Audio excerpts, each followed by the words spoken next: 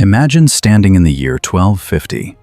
You are looking at the largest city in North America, bigger than London, bigger than Paris, a sprawling metropolis of 30,000 people dominated by a massive earthen pyramid that rises 10 stories into the sky.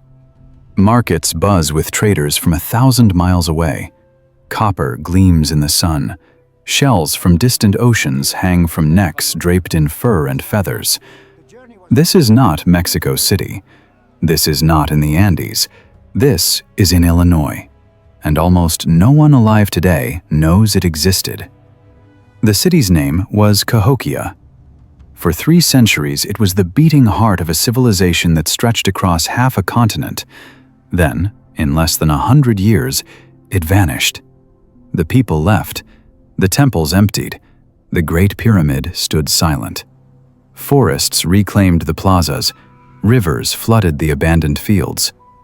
By the time Europeans arrived, even the memory had faded. The neighboring tribes had no stories about who built it or why it fell. An entire world had been erased. This is not a lost city buried in jungle or sand. Cahokia sits in the middle of the United States, just across the river from St. Louis. You can drive there today. You can climb the pyramid. You can stand where kings once stood and look out over a landscape that was once filled with wooden temples, thatched houses, and ceremonial grounds. But for most of American history, no one knew what they were seeing. They saw hills, strange lumps in the earth. They plowed over them, built roads through them, used them as foundations for new buildings. It was not until the 20th century that archaeologists realized the truth. These were not natural hills. They were pyramids, built by hand, basket by basket, over generations. At its peak, Cahokia had more than 120 mounds. The largest, called Monk's Mound, covers 14 acres at its base and rises 100 feet into the air. To build it, workers moved 55 million cubic feet of earth, all without wheels, all without metal tools, all without written plans. Who were the people who built this? We do not know what they called themselves.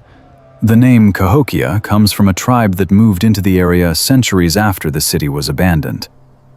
But we know they were part of a broader culture archaeologists call Mississippian, a network of societies that flourished across the eastern United States between 800 and 1600 AD. They built mound cities along rivers. They traded across vast distances. They developed complex religious and political systems. And Cahokia was their greatest achievement. The city began small, around the year 600, a cluster of villages along the Mississippi River floodplain. Rich soil, abundant fish, migrating waterfowl in massive flocks. It was a good place to live. But around 1050, everything changed. The population exploded. Within a few decades, villages became a planned city. Mounds rose in geometric patterns. A massive wooden wall encircled the central core. Plazas were leveled and paved. This was not gradual growth. This was intentional, organized, directed by a central authority. At the heart of the city stood Monk's Mound. From its flat summit, rulers could see for miles in every direction. Below them spread neighborhoods divided by class and function. Elite families lived near the mounds. Craftsmen worked in specialized districts, producing pottery, tools, and ritual objects. Farmers lived on the outskirts, growing corn, beans, and squash in carefully managed fields. Beyond the walls, satellite villages dotted the landscape, connected to Cahokia by trade routes and shared beliefs. The wealth of Cahokia came not just from agriculture, but from trade. Copper from the Great Lakes, mica from the Appalachians, marine shells from the Gulf of Mexico, obsidian from the Rocky Mountains. All of these materials have been found in Cahokia's ruins. The city was a crossroads where goods and ideas flowed together. Traders spoke different languages, wore different styles, brought news from distant lands. To walk through Cahokia's markets in its prime would have been like walking through a medieval bazaar, loud and colorful and alive. But Cahokia was more than an economic center. It was a sacred space. The mounds were stages for rituals that reinforced the power of the rulers and the unity of the people. One of the most dramatic discoveries is Mound 72, a burial mound containing the remains of a high-status male laid out on a bed of 20,000 shell beads, arranged in the shape of a bird. Around him were buried more than 50 young women and 4 men with their heads and hands cut off. This was not a peaceful burial. This was a statement of power. Another striking feature was woodhenge, a series of large wooden posts arranged in circles. These were solar calendars, used to track the solstices and equinoxes. On certain days, the sun would rise directly over specific posts, aligning with the summit of Monk's Mound. These alignments were intentional. They were part of a cosmology that linked the rulers to the heavens, that made the city itself a reflection of divine order. To live in Cahokia was to live in a world where the sacred and the everyday were inseparable. Imagine waking up in Cahokia at dawn. The air is cool. Smoke rises from 1,000 cooking fires. You hear drums from the central plaza.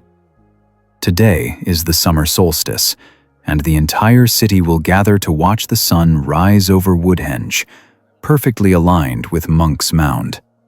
For the people here, this is not just a calendar. It is proof that their rulers command the heavens themselves. For 2 centuries, Cahokia thrived. Its influence spread across the Midwest and beyond. Smaller cities copied its architecture, its art, its religious symbols. But around 1300, cracks began to appear. The population declined. Construction slowed. New mounds were left unfinished. The palisade walls were rebuilt multiple times, suggesting conflict or fear. By 1400, Cahokia was almost empty. By 1500, it was abandoned. The pyramids still stood, but the city was silent. What happened? Archaeologists have debated this for decades. Environmental degradation played a role. Forests were cut down, soil eroded, flooding destroyed crops. Political instability likely contributed. Perhaps the rulers lost their authority. Perhaps rival factions fought for control. And climate change mattered.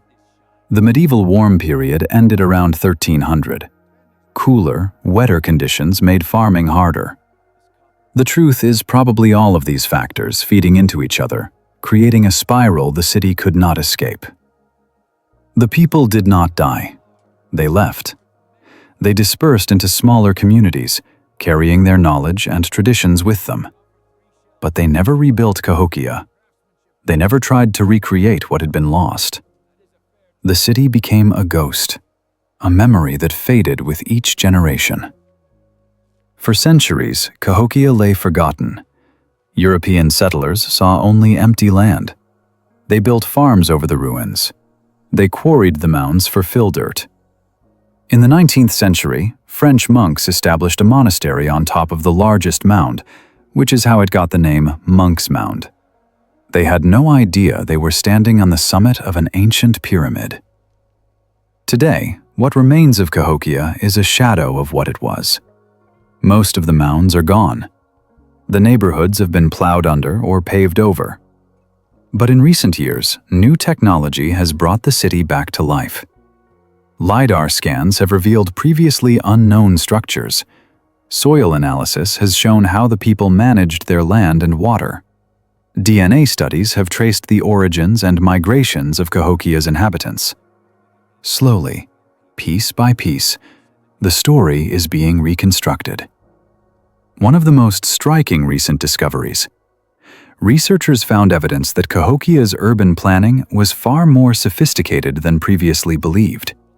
The city was laid out on a grid, with streets and buildings aligned to cardinal directions and astronomical events.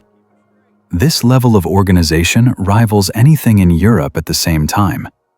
It shatters the old stereotype of pre-Columbian America as primitive or isolated.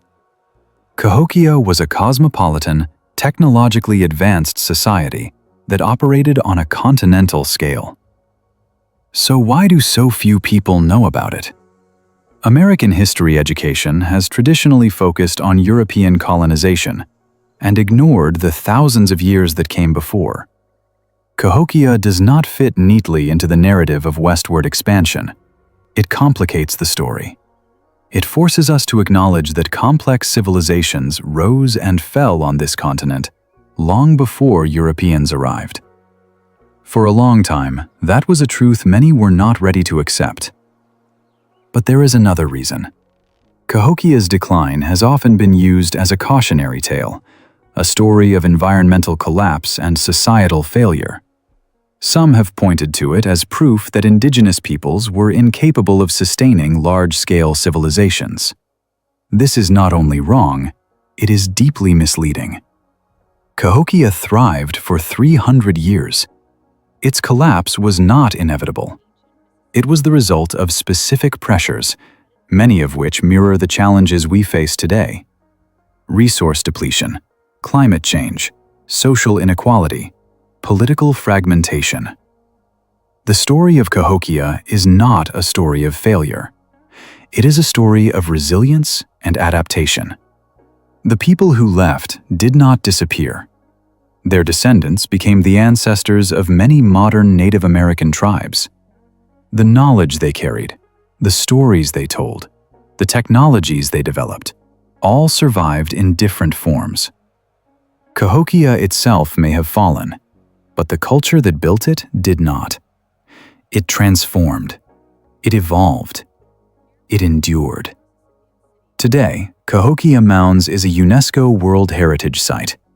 You can walk among the surviving pyramids, imagine the wooden temples that once crowned their summits. Picture the thousands who lived and worked and worshipped in the shadow of Monk's Mound.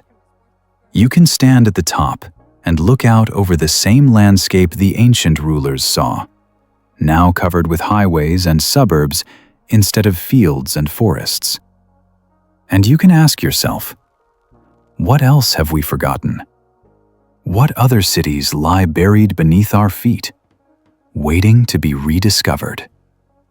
Cahokia is a reminder that history is not a straight line. Civilizations rise and fall. Cities bloom and fade. What seems permanent can vanish in a single generation. But the traces remain, in the earth, in the artifacts, in the stories passed down through centuries. Next time you see a hill, ask yourself, is it just a hill? Or is it a monument to people who dreamed as big as we do, who built as boldly as we do, who faced impossible choices just like we do? The past speaks if we listen. And what it tells us is this: we are not the first, and we will not be the last.